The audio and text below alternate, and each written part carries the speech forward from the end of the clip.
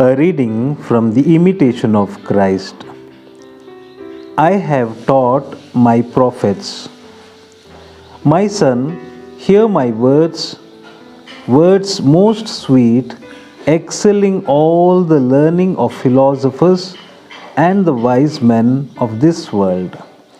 My words are spirit and life, and are not to be weighed by human standards. They are not to be abused for empty delight, but to be heard in silence and received with all humility and great affection.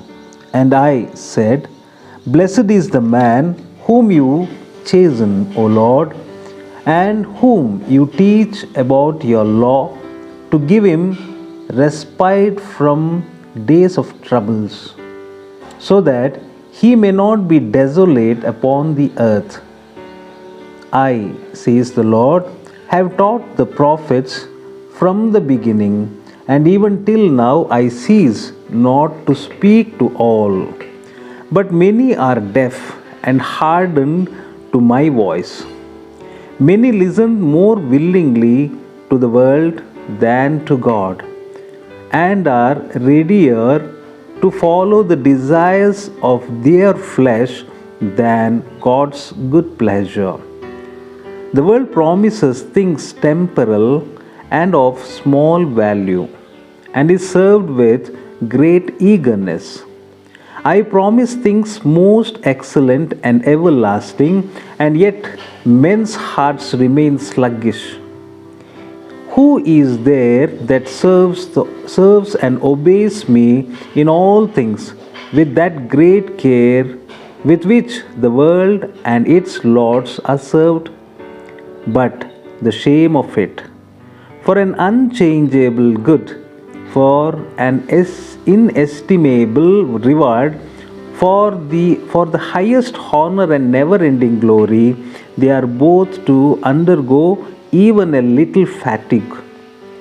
Blush then, slothful and querulous servant, that they are actually more ready to labor for death than you for life. They rejoice more in vanity than you do in the truth.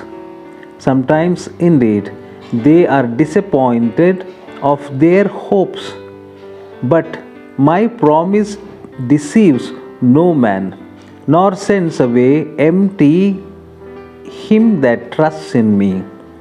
What I have promised, I will give.